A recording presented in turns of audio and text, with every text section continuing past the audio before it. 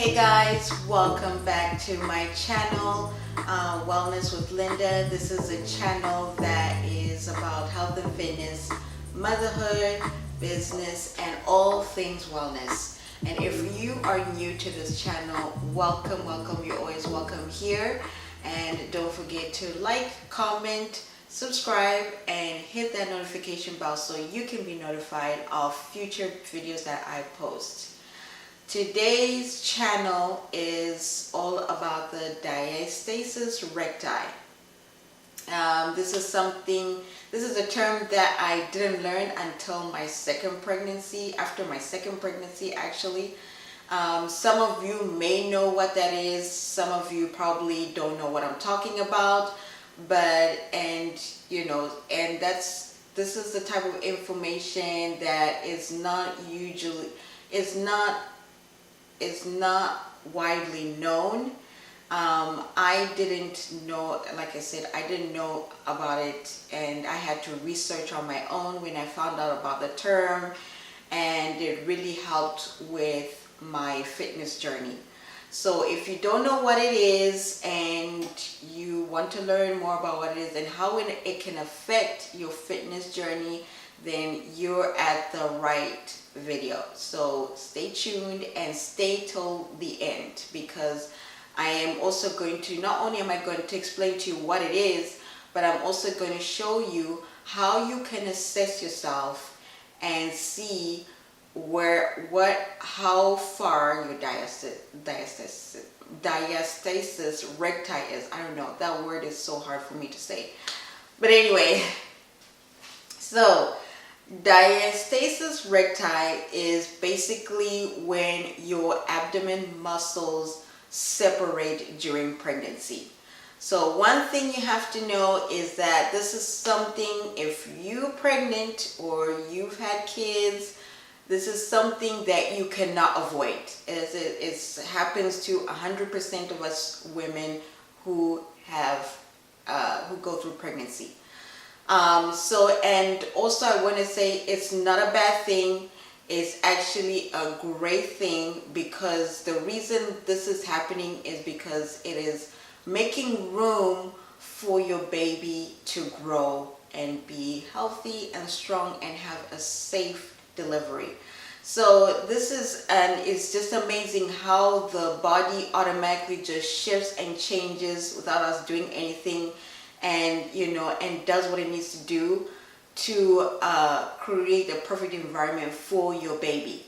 So diastasis recti is when your rectus abdominal, which is your muscles here, if you can see, separate. And this is the muscles that you see when people have abs, those muscles that pop out, that is your rectus abdominal, which are the muscles that separate. And then your linea alba is the connective tissue in between the abdomen muscles, in the connective tissue from your sternum to your pelvic bone. That muscle becomes lax and softens, which makes it possible for your abdomen to separate and then allow your baby to grow. So this is what happens when you have a diastasis recti. And I will try and find a picture so you guys can see visually what that looks like, and you can see, what is going on. And then on the side here is, your obliques. I was about to forget what it's called. Is your obliques. And you hear, how fitness coaches always, talk about exercises, work on your obliques. That is the other side here, and that also widens because your baby is growing. But it's all about this midsection. This part, it separates. So now there's a separation there before pregnancy, and before you even have a pregnancy. It's all together, and there's like a small space between the two abdomen muscles on the left and the right, and then they separate when you are pregnant. So this is what is diastasis recti. And after pregnancy, when you're going through postpartum, you have to be careful when it comes to doing exercises and to help it heal. This takes time for your diastasis recti to heal. So you have to be really careful when it comes to like going back into fitness, starting slow and, working your way up slowly into intense workouts. If you're a person who used to do intense workouts before pregnancy. So it's very important to know what diastasis recti is, what's going on with your body, and to assess yourself so you know what to do, what steps to take, if you need to see your physician, if you press your fingers down to your belly and there is like no tension and you can push your fingers all the way down, that means that there is a large separation, and you may need to go see your physician to see if everything's okay, if there's anything you need to do, or the healing might take a little bit longer. So you may need guidance from your physician to see what to do, and they can assess as well. So next I am going to show you how you can assess yourself for how wide your diastasis is, and there you can go from there as to like what you should do when it comes to working out, and also going to like how many times you should assess yourself. And this is a simple sense assessment. It literally takes about a few minutes tops, like 5 minutes, just to assess where you are in your body. And then also I will also do a video where I'll show you the type of movements, the type of workouts you can do to help you heal the diastasis recti. Okay, so we are going to head over to the floor and we are going to start the self-assessment. Okay, so we are going to lie down on the floor and make sure you're comfortable. Okay, and the first step is we're going to check the tissue and to check your skin, to see if there's like any loose skin, and and to also check the tautness of your tissues, which means the tightness of your tissues. So we're gonna assess that first. So we're gonna just put your pants a little bit down to show a little bit of your hip bone. Okay, forgive my belly, I just ate. So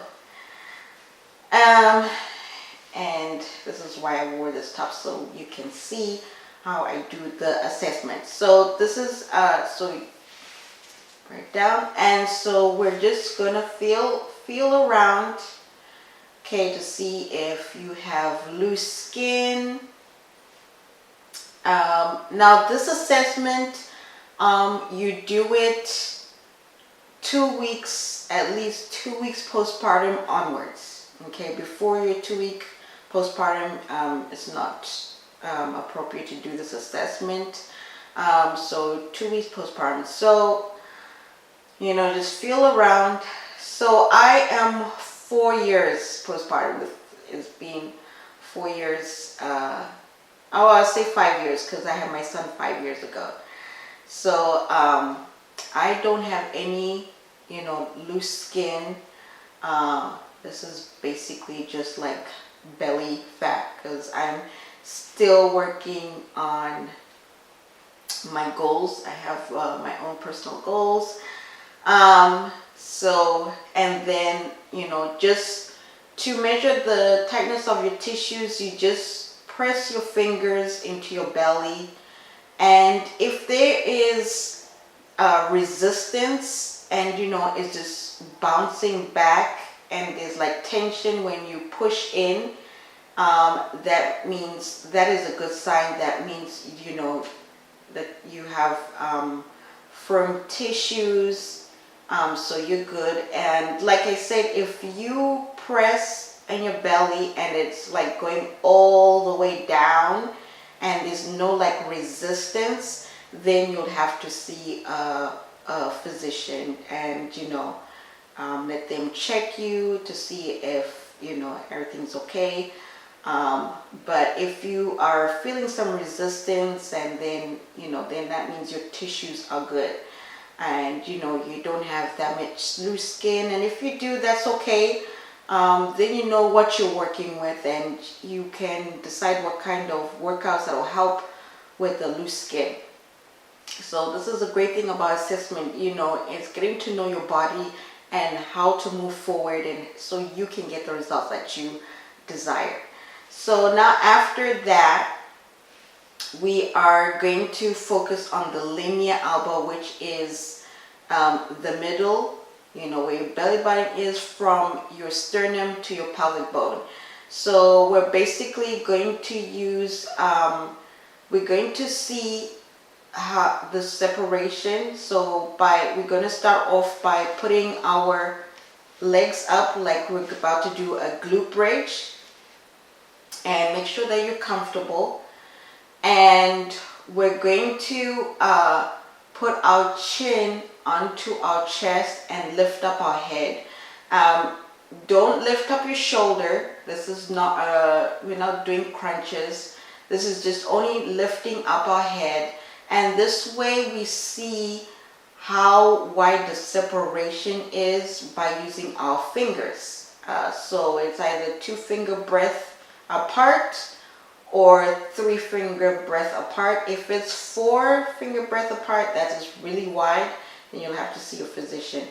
But usually, normally it's 2-finger breadth or 3-finger breadth apart in early postpartum.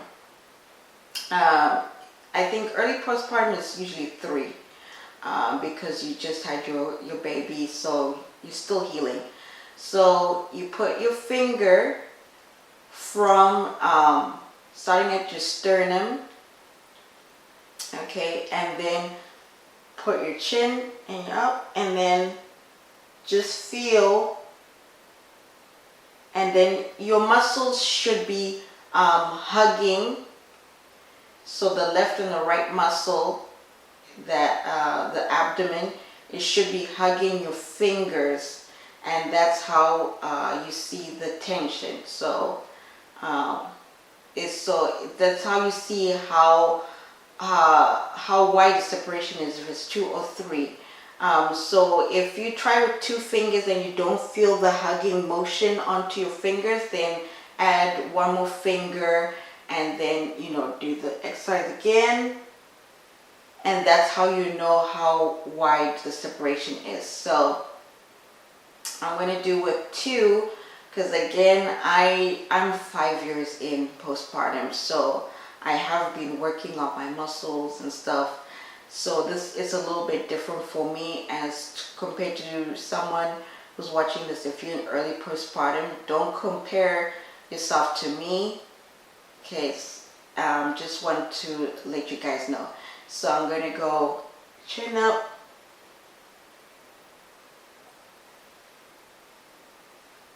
So mine is healed because I don't necessarily need 2 fingers. It's like almost 1 finger. So you just keep on going down.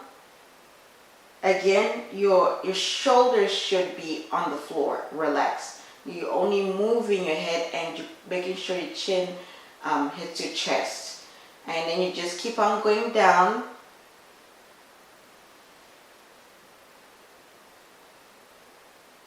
And I can feel the tension. Like I can't even put my finger all the way down. I don't know if you can see that.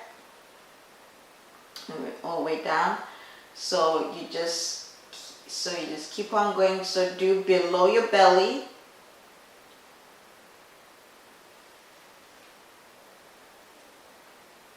And you don't have to go all the way down to your pelvic bone. It's just do a little bit below and above your belly. So do it again, above your belly and then below.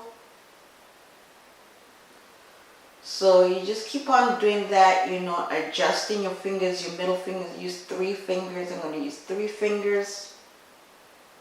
And I can feel the tension, like I'm doing crunches, but I'm not doing crunches. You know the tension you feel on your midsection when you're doing crunches? I feel that without even doing the actual crunches. So that means that my diastasis recti is healed. There's not that much separation. So, you know, you just keep on.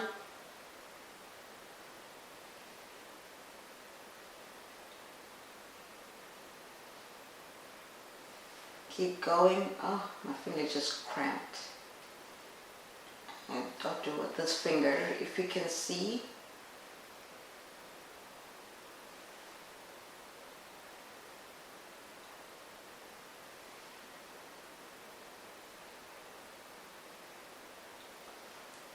I can feel. Okay, and then we're going to do it with a pelvic connection breath, and this is when you do a sucking motion of upward sucking motion from your anus to your vagina, all the way to your pelvic bone. So do that sucking motion, kind of like a Kegel, but not a Kegel. If you see my other video of connection breath, you'll know what I'm talking about. But we're going to do the same thing, checking while we do that. So you're going to start from the top, from the sternum, up here, you can see. Okay, and then inhale, and then exhale, and just contract, and then lift, and then keep doing that. Inhale, inflate, and then exhale, contract, deflate.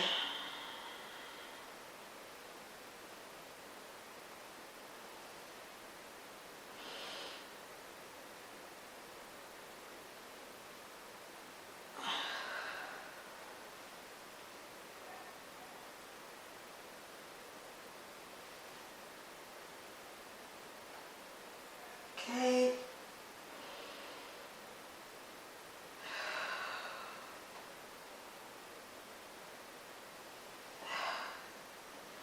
So for me, doing this assessment, I can do intense workouts.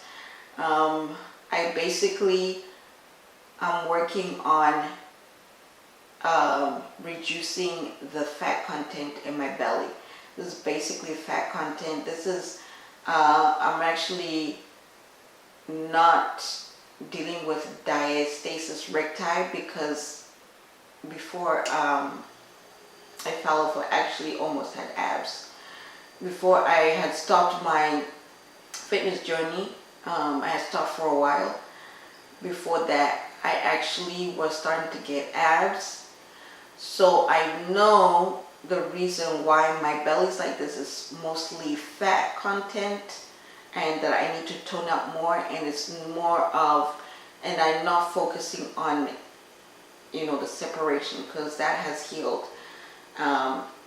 Like it's really tight when I press against, you know, my belly. It's tight. I feel the tension. It's a little bit like soft over here around my belly, which is normal. You may feel a little squishiness around there, especially if you had a C-section like me. That's normal. But now you know what to look for, how to assess yourself.